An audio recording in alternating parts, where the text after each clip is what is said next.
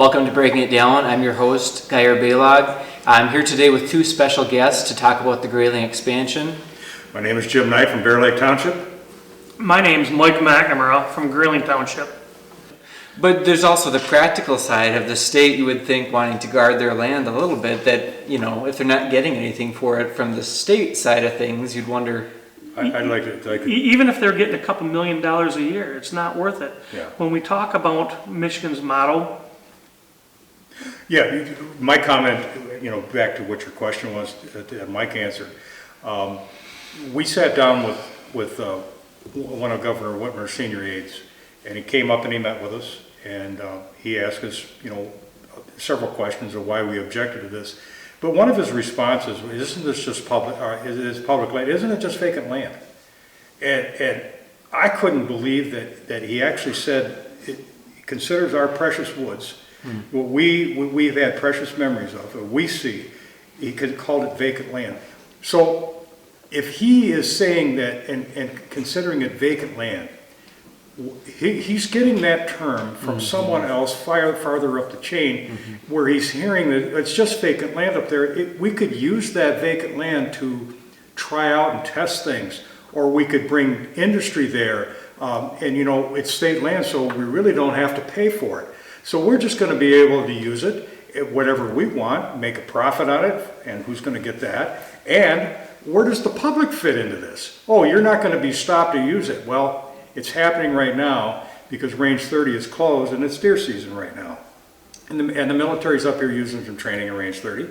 And it's during deer season, and they said they would never close anything down when it was deer season. Well, it still is deer season and it's being closed. So what we're being told by high-ranking people is that our area up here, they want to have complete control over our quote, vacant land, the public land that is precious to all of us and why we are all here. And yet they want to be able to utilize that in ways that we wouldn't even think of using because of all the memories and all the things that have happened in my life over 50 years. This is why I got involved with this, because this is absolutely noted for me, and I want to be able to send this over to generations that are not even here yet. They should have those same opportunities that I had. They should be able to access that land and have those lifelong memories like I had. And for the military and this state to go and take this land away from the public is wrong.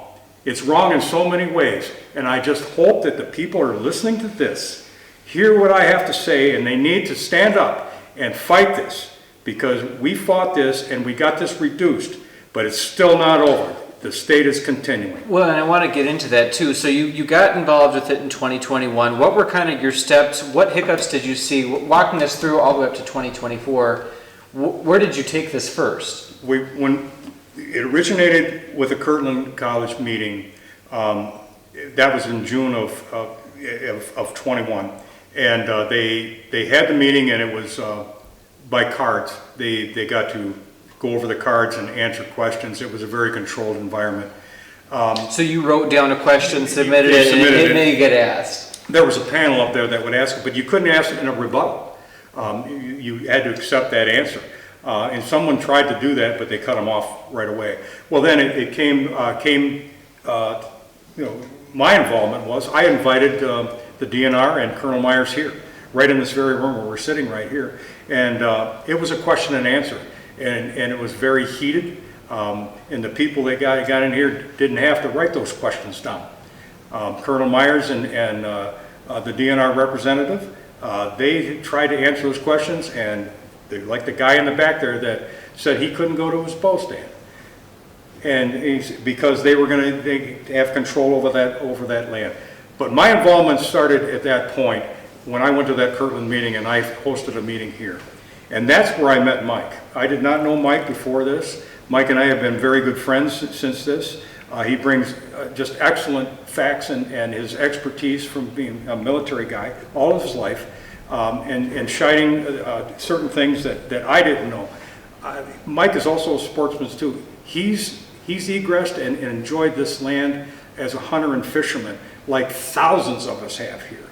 So that's why I got involved with this and how this took place. Mike and I were talking 2 or 3, maybe 5, 6 times a day, trying to get on board with this. And finally we broke through when I started having these meetings here, and that's when TV 9 and 10, 7 and 4 reached out to us and wanted to interview us. It had to do with this article that's sitting over there. It's called Camp Innovations. And actually one of the 9 and 10 interviewers, the guy from the media, asked Colonel Myers, because I was here in a meeting with him, with the news, giving an interview, and Colonel Myers was asked that question, are you going to use this new land for defense contractors? His response was, no, but I can't rule it out. So it came out in this article and his response to the news media that said, no, but I can't rule it out. So maybe. So it's a maybe and it's a probable, is what he meant by it. So Mike, you started a Facebook page or a group, or I did not. There was a number of very distressed, very upset citizens that started a Facebook page. they would come to these meetings and you kind of found each other? or- Well, sort of. I mean, it just started out trying to find out information originally, trying to find out information, and so people in the local community could share what they thought they knew, or some ideas or some opinions, and it kind of grew. And it started, we thought we were in high cotton once we figured out, we had 500 people, and then it became quickly 5,000 people over just a few month period, and then it became 7,000 people. And and obviously there's some people in there that were surely supportive of the expansion. Maybe it's blind faith, maybe it's people that really don't get out in the woods much, maybe it's people that just want to be argumentative. But at the end of the day, there's 7,300 people on that Facebook page. The majority of them, way more than a majority, the preponderance of them are against the expansion because it doesn't make any sense unless you have something financial to gain.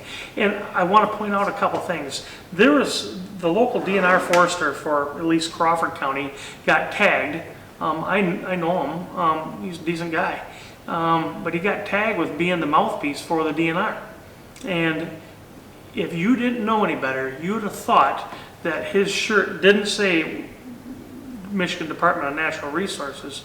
You would have thought his paycheck and his shirt said Michigan National Guard, because he was 100% behind this whole thing. And finally, he was left just attending these public meetings by his lonesome, because the National Guard would get questioned so much and get walked into so many corners because of the inconsistent answers that were given at multiple different meetings. There's a young lady from Lovell's named Martha Doobie. She made a lot of videos breaking down what was said at these public meetings, and she documented all of it by video. And where can they go to find these videos? They can go to YouTube and type in Camp Grayling, Martha Doobie, and there's like 7 videos, and the most damning one against the Guard is the one called Contradictions. And the contradiction one would show where Myers would say different things at different meetings depending on his audience. That would be Colonel Scott Myers at the time, now General Scott Myers. But I guess the whole point is it started off with lies, and it continued to lie throughout the whole thing.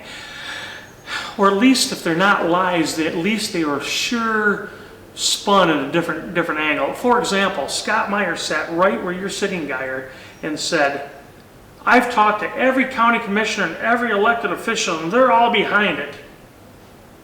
Right up in here in the front row was the county commissioner chairman for Kalkaska County. He stood up and said, you haven't talked to our commission. And Kalkaska County was a big part of it. And this Scott Myers runs Camp Grayling? He ran it up till October 1st, I guess. Okay. Right. And so you guys are bouncing around from townships and counties, and you're trying to pass a resolution, is that correct? Mm-hmm. We're trying to get we tried to get support, and we're very, very successful from county commission elected boards. We got 4 road commissions that are elected boards, and we got an uncountable number of townships, everywhere from Sheboygan, from the Mackinac Bridge all the way down to the Thumb. We have 74 resolutions that pose the Camp Grayling expansion. And the only reason we didn't get more is because the governor called time out. The DNR is going to make a decision on this, and they were given a 8-month, 7-month memorandum of understanding for 8 people and 2 vehicles to use 40 or 52,000 acres. If she'd have let us go, we'd have gotten the majority of Lower Michigan. And all you're asking in these resolutions is simply the base is big enough, this isn't justified, we don't want it expanded. You're not calling for the base's removal, you're just Absolutely saying, not. just no bigger, it's not necessary at this time. Is that correct? Correct, and we're very, very concerned about the militarization of northern Michigan. And that brings us into another point because it's, again, not about the soldier training. If it was about soldiers training and they needed it, I'd be the first one to stand in line to support it. It's about defense contractors. And again, case in point, I won't go on, that's probably another story, but Saab, the old automotive manufacturer, which also has a division in North America to make weapons, now they want to build a munitions plant in Grayling, Michigan, just south of town, just south of the city limits. That's another story, but this whole thing is about defense contractors. And I guess I should ask too, you mentioned possible weapons testing, which again, we would never know truly what they're testing, nor necessarily should we. It's the military. To some extent, we don't need to know. But on the flip side, has there been any side effects of anything that's been going on that's been noticeable from the camp? Well, there's 2 things I'd like to add real quick. Great question. I want to make sure that I clarify it. What Jim said is currently range 30 has been blocked off, and that's several hundred acres during deer season. Yes, it's muzzleload season. Yes, this year people can use regular rifles during muzzleloader, but there's a lot of family hunt camps on state land that they can't get to currently because it's not because of soldier testing or soldier training, it's because of defense contractor testing. That's currently going on right as we speak. To answer your question, there's a number of things that the National Guard has done. And again, I was at one time one of the biggest supporters of the Michigan National Guard. And I think there's a good reason to support our National Guard.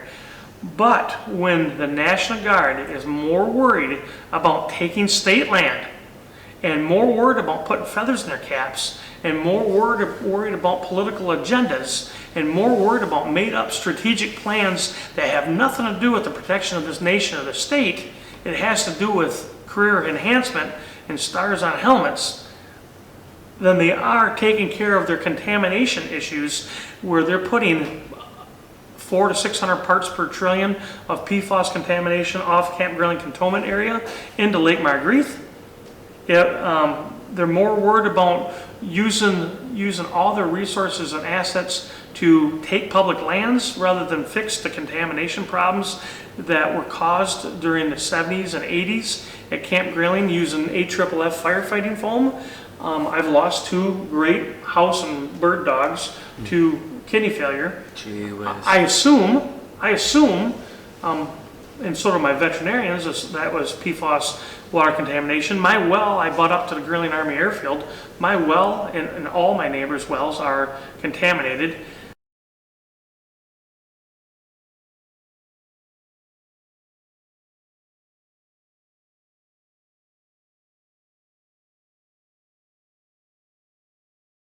A large retail store just canceled a huge order, leaving us with a ton of extra My Pillows. But you know what? That's their loss. I'm gonna make it your gain. For the first time ever, you get standard classic My Pillows for wholesale prices, only $14.88. I can't believe I'm even saying that. Only $14.88. But it gets even better. For a limited time, I'm gonna offer my entire classic collection at wholesale prices. Upgrade to a queen size My Pillow for just $18.88. King size, only $1 more. Get my body pillows for $29.88 and multi-use My Pillows for only $9.88. So go to mypillow.com or call the number on the screen. Use your promo code to take advantage of wholesale pricing for the first time ever on TV, including my standard size My Pillow, only $14.88. They've never been offered this low before. We have limited quantities at this price, so limit's going to be 10, and once they're gone, they're gone.